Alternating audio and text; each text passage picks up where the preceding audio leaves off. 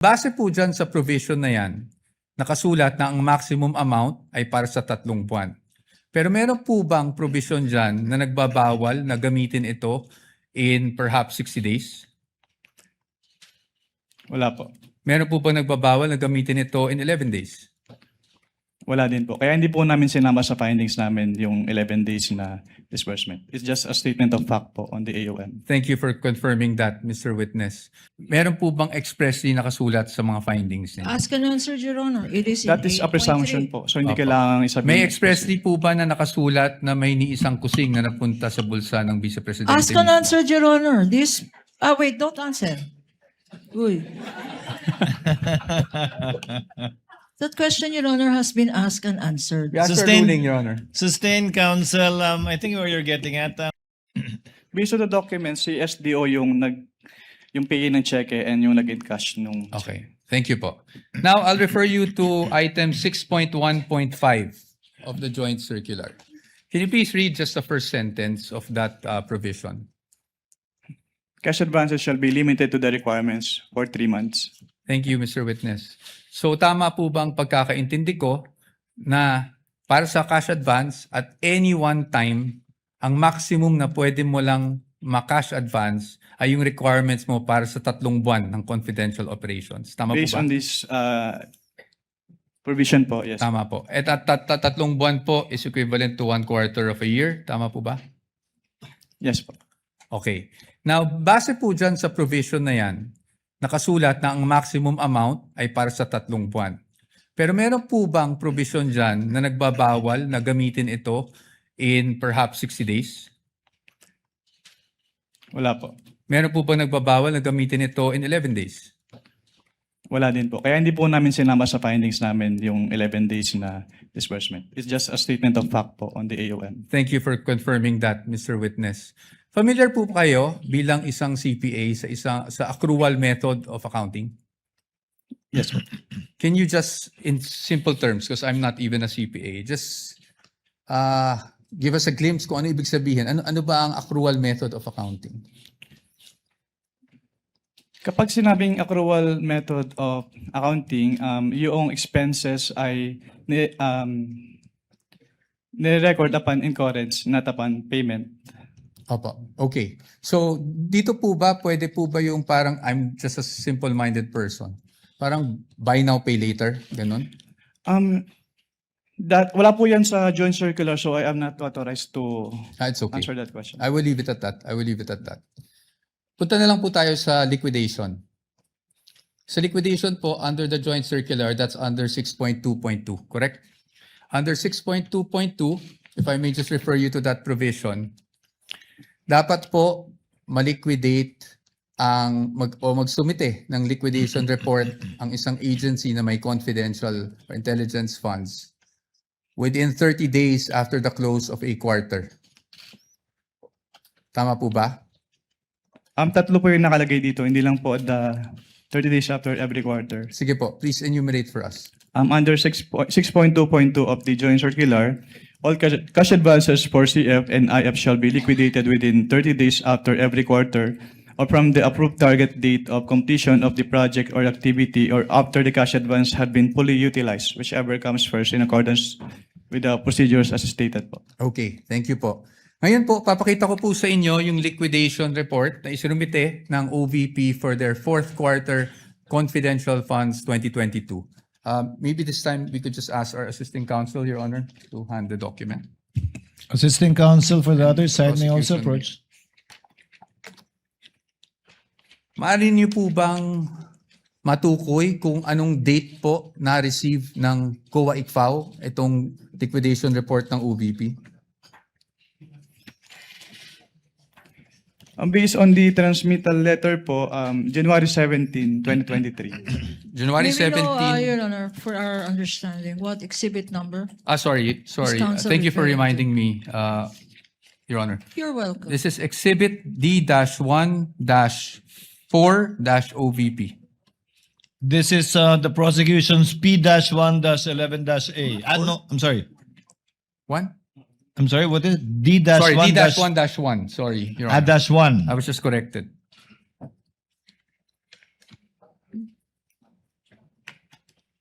Counsel Your may Honor, proceed. for the record, this is not a common exhibit, Your Honor. Duly noted. Now, base po sa date na nabasa nyo, compliant po ba na within the 30-day period ay nakapag-submit sila? Yung act lang po ng pag-submission, na pag-submit rather, ng liquidation report. Based on this document po, yes po.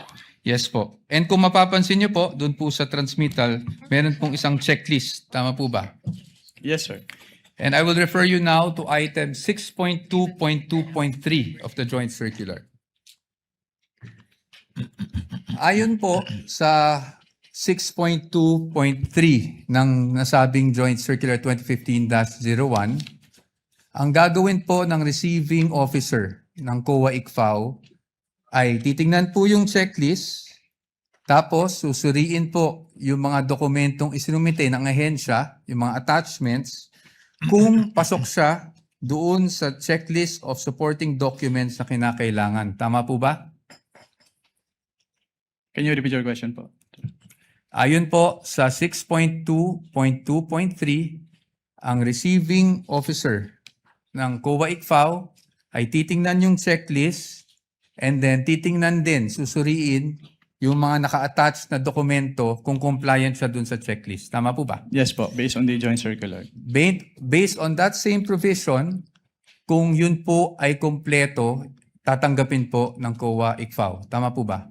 Yes po. At pag hindi po kompleto o meaning kulang po yung mga attached documents, yun po ay dapat ibalik ng COA ICFAO sa ahensya at hindi muna tatanggapin. Tama po ba? Yes po.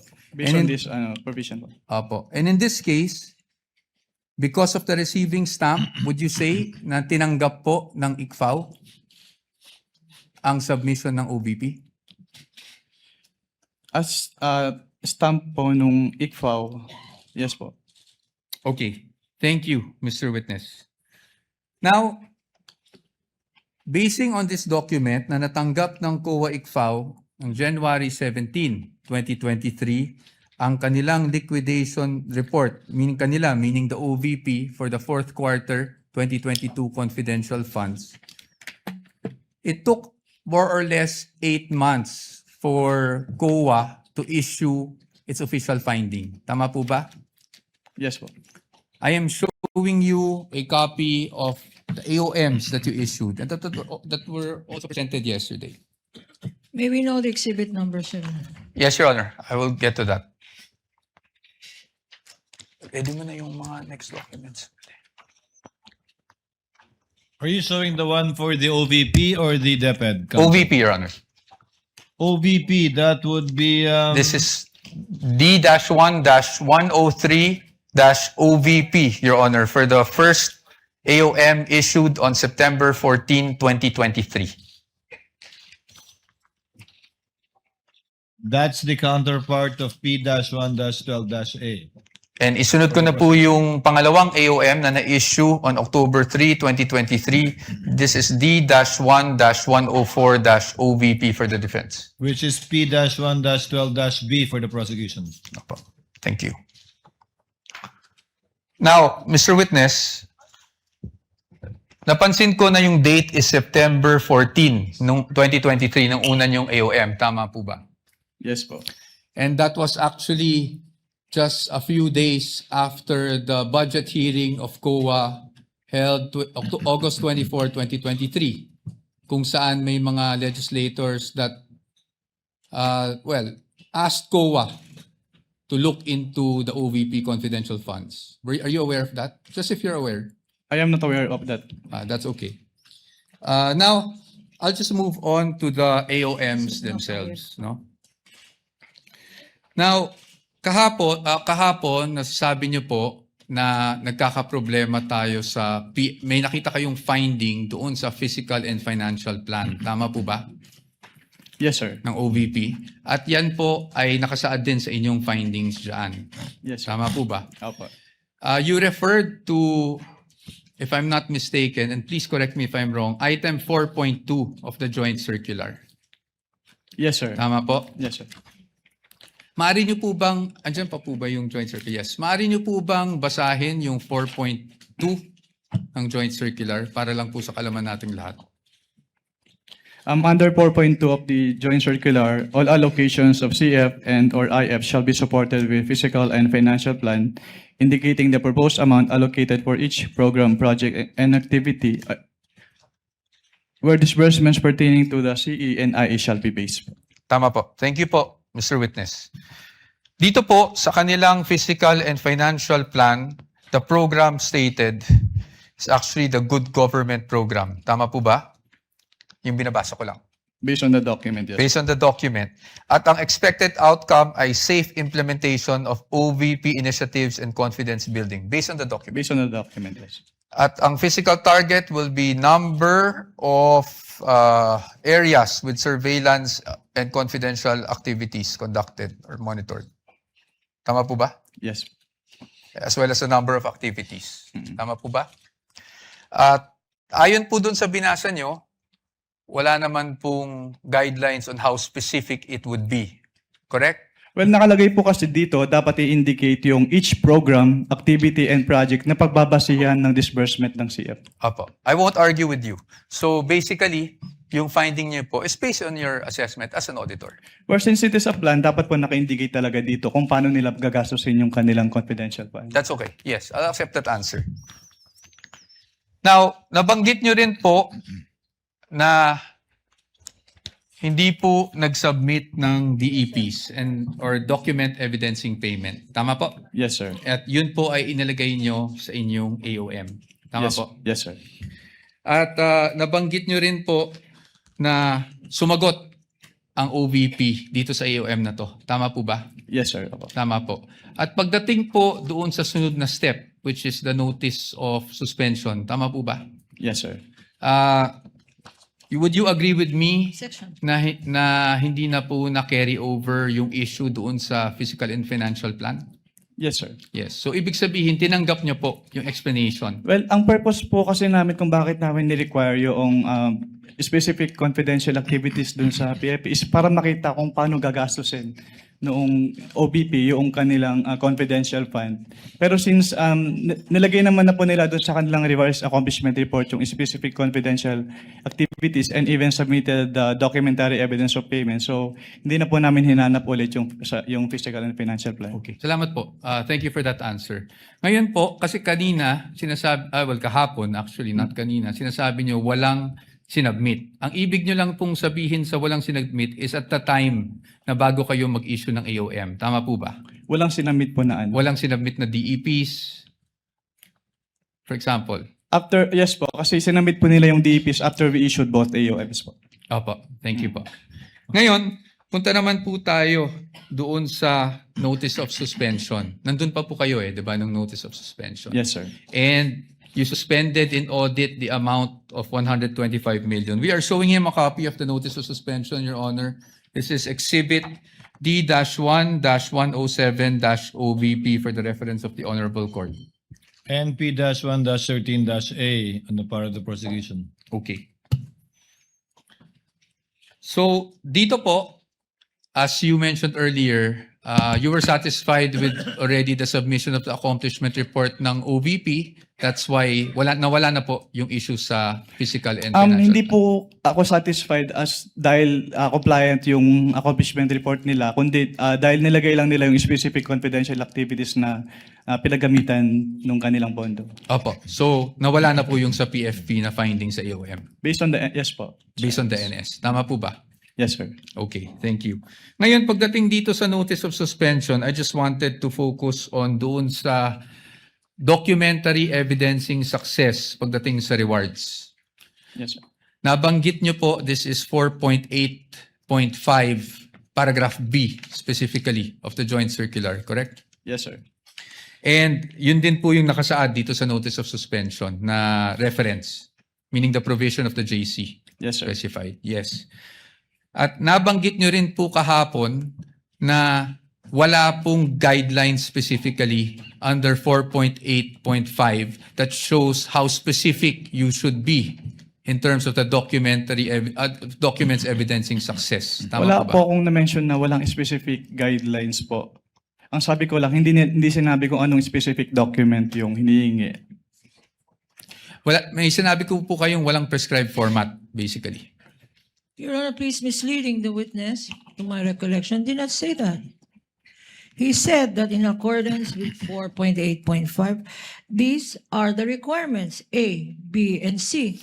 And the submissions of the Vice President and the DepEd are not compliant, Your Honor. Can we With ask the for a indulgence of readback? counsels for the parties, Mr. Wamil, base po sa guidelines, hindi tulad ng ibang mga format na sinasubmit na may pro forma na nasa annex nung 2015-1, wala pong pro forma na pag-liquidate sang-ayon sa na dokumento sang-ayon sa 4.8.5. Yes, Your Honor, based on this provision po. Yes. May ibang provision bang nagre-require ng specific na paraan? ng Wala na pag- po, Your Honor. Ito lang Wala. po, Okay. 4.8.5. Thank you. Thank you, Mr. Witness. You may proceed, counsel. Thank you, Your Honor. Now, pagdating po sa OVP, alam niyo po ba kung sumagot sila sa notice of suspension na ito within the prescribed period given under the notice of suspension? Sa notice, wala na po ako sa ICFO nung Wala na po submit kayo. sila ng response. Okay po. So I will no longer ask you about that. Probably for another witness na lang po. Punta na lang po tayo sa OVP confidential funds for 2023. You confirm, Mr. Witness, na ang OVP confidential funds for 2023 ay nakapag-issue rin kayo ng AOMs for the first, second, and third quarter. Tama po ba? For the first and second lang po, kasi yung third quarter, nag-drop po ako and hindi ko na po naabutan yung issuance noon dahil nag-transfer out na po ako sa Okay. ICFO. Okay. At hindi na rin po alam kung, just if you're aware, kung sumagot ang OVP doon sa mga AOMs ninyo. Hindi na rin po alam yan. Yes, sir. Okay. Sige. Diretso na lang po tayo sa DepEd para hindi na po tayo tumagal. Sa DepEd po, nakapag-issue rin po kayo ng AOMs. Tama? At least for the first and second quarter nung nandun pa po kayo. Yes, sir. Apo. Tama po. Apo. And kanina po, pinag-uusapan po natin yung mga disbursement vouchers ng DepEd. Kung saan natukoy nyo doon na hindi compliant dahil MOOE yung nakasulat sa disbursement vouchers. Tama po ba? Naalala nyo po yun? Sinagot ko lang po yung tanong ni Attorney Lorna kanina. At ang tanong nyo, ang sagot nyo po, natatandaan nyo po ba yung sagot nyo? Ay MOOE siya at hindi confidential funds. Yes po. Now, Mr. Witness, I will show you a page of the General Appropriations Act. Can I have that copy?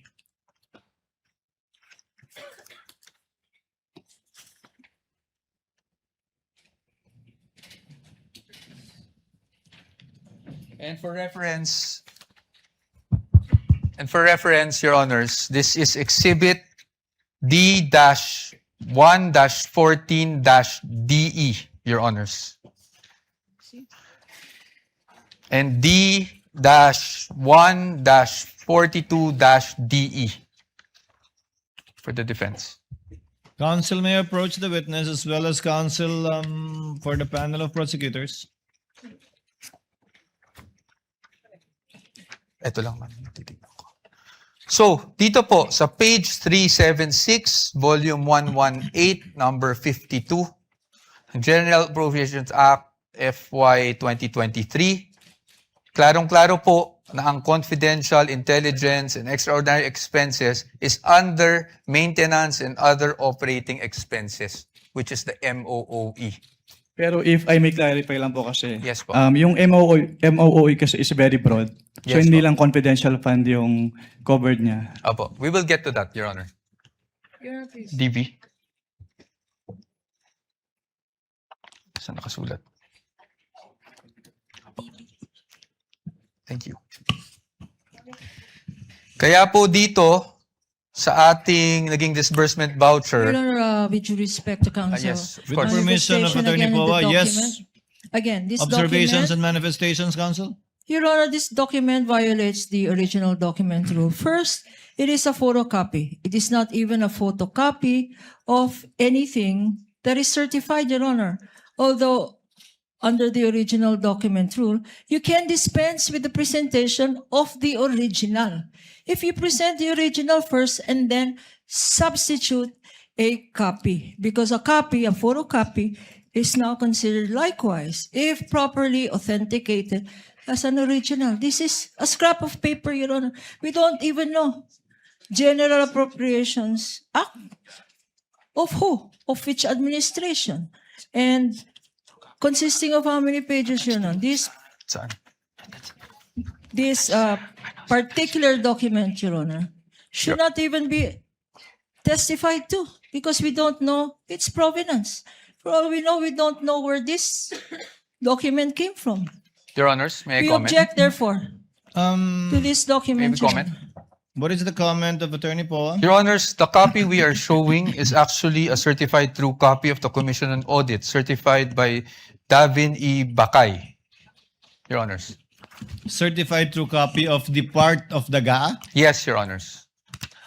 Anyway, Counsel, we will be ruling on the admissibility of these documents when formal offer is made after the presentation of evidence in chief by the respondents. We submit, Your Honor, but as another observation, Your Honor, we are aware, I think counsel is aware, that if you produce and you ask questions on a portion of a document, then you are compelled to produce the whole document, Your Honor.